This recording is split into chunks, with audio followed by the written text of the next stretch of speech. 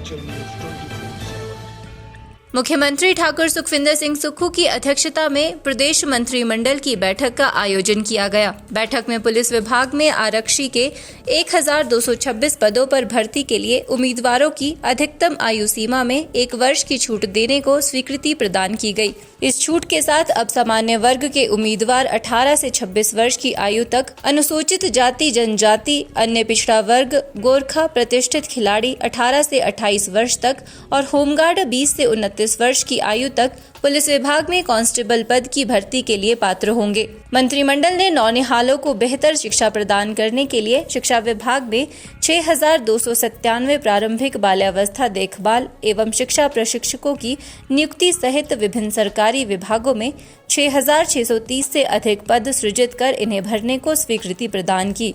बैठक में स्वास्थ्य एवं परिवार कल्याण विभाग में चिकित्सा अधिकारियों के 200 पद सृजित करने और भरने का निर्णय लिया गया। इसके अतिरिक्त मंत्रिमंडल ने राज्य के विभिन्न चिकित्सा महाविद्यालयों में प्रोफेसर, एसोसिएट प्रोफेसर तथा सहायक प्रोफेसर के 22 पद भरने को मंजूरी प्रदान की। लोगों को घर द्वार के निकट बेहतर चिकित्सा सुविधाएं उपलब्ध करवाने के लिए डॉक्टर यशवंत सिंह परमार राजकीय चिकित्सा महाविद्यालय नाहन में प्रोफेसर के 3 तथा एसोसिएट प्रोफेसर के 2 पद और लाल बहादुर शास्त्री राजकीय चिकित्सा महाविद्यालय नेरचौक मंडी में प्रोफेसर के 2 और एसोसिएट प्रोफेसर का 1 पद, वहीं पंडित जवाहरलाल नेहरू राजकीय चिकित्सा महाविद्यालय चंबा में विभिन्न विभागों में प्रोफेसर के 4 और एसोसिएट्स एवं सहायक प्रोफेसर के 5-5 पद भरे जाएंगे।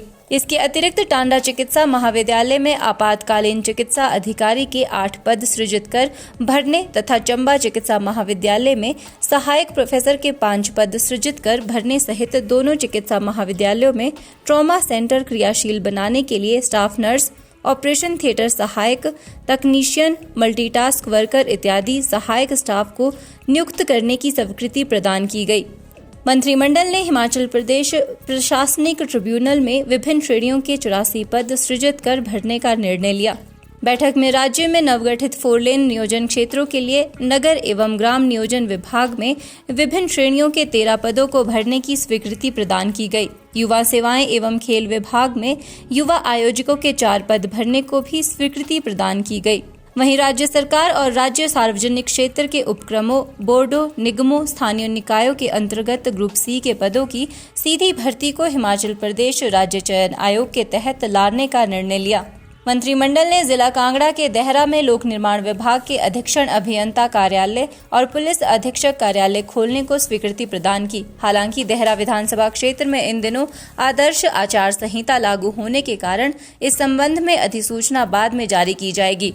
बैठक में जिला ऊना के हरोली में विद्युत बोर्ड का मंडलीय कार्यालय खोलने को भी मंजूरी प्रदान की गई। मंत्रिमंडल ने प्रदेश में पर्यटन को प्रोत्साहन प्रदान करने और होम स्टे का सुव्यवस्थित संचालन सुनिश्चित करने के लिए दिशा निर्देश तैयार करने के लिए उद्योग मंत्री हर्षवर्धन चौहान की अध्यक्षता में एक मंत्रिमंडलीय उपसमिति भी गठित करने का निर्णय लिया। ग्रामीण विकास एवं पंचायती राज मंत्री अनिरुद्ध सिंह, लोक निर्माण मंत्री विक्रमादित्य सिंह और तकनीकी शिक्षा मंत्री राजेश धर्माणी इस समिति के सदस्य होंगे। इसके अलावा संसाधनों के सृजन के लिए सुझाव देने के उद्देश्य से उप मुख्यमंत्री मुकेश अग्निहोत्री की अध्यक्षता में मंत्रिमंडलीय उपसमिति को स्वीकृति प्रदान की गई।